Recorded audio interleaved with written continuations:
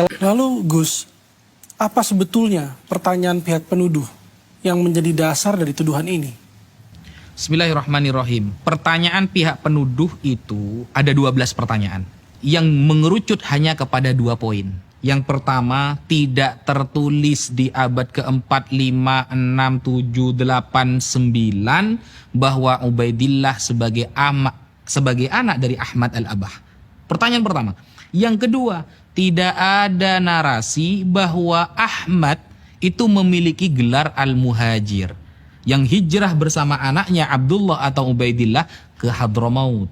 Dari 12 pertanyaan mengerucut kepada 2 pertanyaan. Kalau kita ingin menjawab sebuah pertanyaan, maka kita harus tahu dulu apa yang dimaksud dengan pertanyaan tersebut dan tujuannya apa. Kalau tujuannya ingin mengetahui ilmu nasab, maka kita sampaikan. Tidak ada satupun ulama nasab di dunia dari dulu hingga sekarang, bahkan zamannya Al-Imam Al-Ubaidili dalam Tahdzibul Ansab, sampai pada sekarang Sayyid Murtadha Az-Zabidi atau Al-Imam Ibnu Hajar Al-Haytami dalam Thabatnya, yang mengharuskan ada kitab sezaman. Tidak akan kita temukan. Andaikan kitab itu ada, itu hanya menjadi syawahid, mutabi' kalau dalam ilmu hadis, pendukung. Tetapi kita harus mengetahui di dalam ilmu nasab ada 4 cara kaifiyatu itsbatin nasab. Ada 4 cara untuk menetapkan nasab. Apakah tertulis kitab sezaman? Tidak ada. Bahkan yang metodenya diambil oleh si penuduh dalam kitab Al-Muqibun Sayyid Mahdi Ar-Rajai, atau di dalam kitab Umdatut Talib Ibnu Inabah, atau At-Taqtaqi dalam kitab Al-Asili, atau Al-Muntaqilah At-Talibiyah, atau Tahdzibul Ansab lil Ubaidili, atau Sirru Silsilatil Alawiyah li Abi Nasr Al-Bukhari. Ada? Mana kitab sezaman? Tidak ada. Makanya di dalam kitab Sirru Silsilatil Alawiyah yang beliau Abu Nasr Al-Bukhari wafat di akhir abad keempat, ketika ada seorang yang mengaku-ngaku sebagai zuriyah Rasulullah, ditanyakan, "A anta min Husaini, am min Hasani, am min Abbasi, am min Muhammadi?"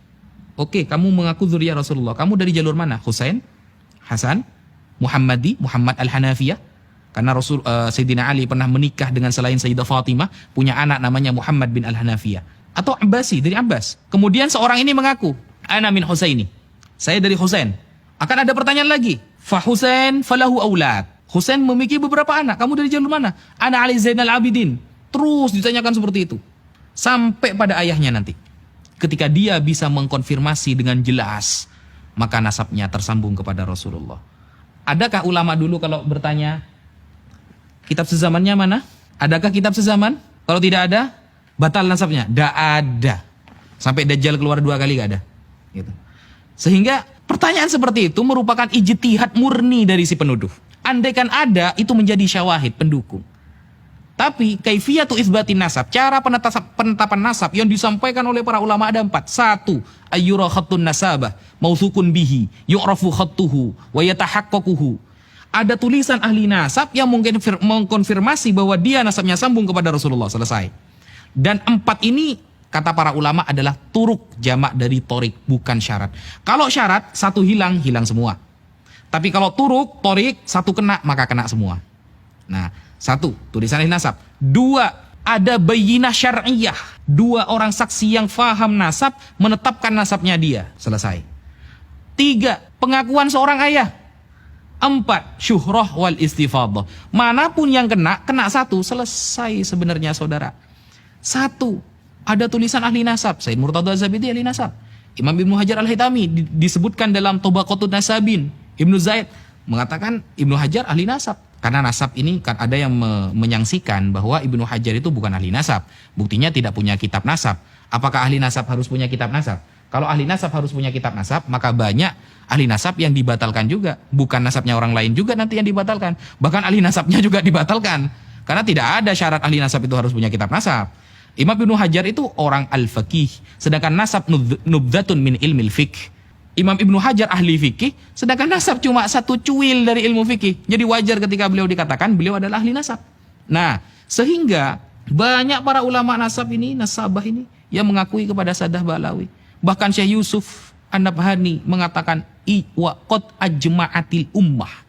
Sudah sepakat umat bahwa Sadah Ba'alawi adalah keturunan Rasulullah Sallallahu Alaihi Wasallam. Makanya saya selalu menarasikan, sebutkan satu saja ulama ahlu sunnah wal jamaah yang terkemuka, yang kitabnya dikaji oleh orang seluruh dunia, yang membatalkan nasab Ba'alawi. Saya tunggu sampai Dajjal keluar 2 kali, tidak akan ada. Karena kalau saya bilang saya tunggu sampai ulang tahun, saya sudah ulang tahun kemarin 29 Juni, sudah selesai. Mungkin ya itu. Kemudian salah satu yang perlu kita ketahui tentang kebohongan dan statement pribadi, ijtihad pribadi dari si penuduh adalah dia mengatakan di dalam karyanya, wajib dan harus kita mengetahui tentang pindahnya Ahmad Al-Muhajir ke Hadramaut. Karena kalau ini tidak kita ketahui, maka rusak nasabnya. Ini sebenarnya agak nyambung. Kenapa saya katakan tidak nyambung? Karena kalau kita baca di dalam Tahdzibul Ansab, Umdatut Thalib, kemudian Al-Umri dalam kitabnya Al-Majdi dan lain sebagainya, para ulama ada yang mengatakan, ulama nasab ya tentunya ya, wajib mengetahui perpindahan orang ini dari suatu kota ke kota. Ada. Kalau memang mau membahas perpindahan orang-orang yang pindah dari satu tempat ke tempat yang lain, ya baca kitab Al-Muntaqilah, Thalibiyah. Kalau memang kitab-kitab yang lain kayak Tahdzibul Ansab, Al-Majdi, kemudian Umdatut Thalib, Sirru Silsilatil Alawiyah, ya ada pembahasan pindahnya satu orang dari satu tempat ke tempat yang lain. Dan itu bukan perkara yang penting banget, karena para ulama itu yang penting adalah dia itu ingkirot atau tidak, nasabnya ini masih sambung atau tidak, kemudian masih punya anak atau tidak. Sehingga kalau kita mau membandingkan antara satu kitab dengan kitab yang lain, sama-sama kitab nasab, pasti para ulama yang mengarang kitab ini memiliki metode yang berbeda-beda. Ada yang khusus menyebutkan orang-orang yang berpindah, ada kitab yang menyebutkan orang-orang yang tidak ingkirot nasabnya, masih memiliki keturunan yang terkenal saja, yang tidak terkenal tidak beliau tulis. Jadi punya metode masing-masing, sehingga tidak bisa kemudian mengklaim harus ada perpindahan dari satu tempat ke tempat. Kalau nggak ada maka nasabnya batal. Itu adalah murni dari ijtihad si penuduh. Sekian. Terkait dengan banyaknya pengembangan permasalahan di isu nasab ini di luar kitab problematik Syajaratul Mubarakah, apa pertanyaan lain yang antum merasa belum terjawab sejauh ini? Bismillahirrahmanirrahim. Salah satu pertanyaan umum yang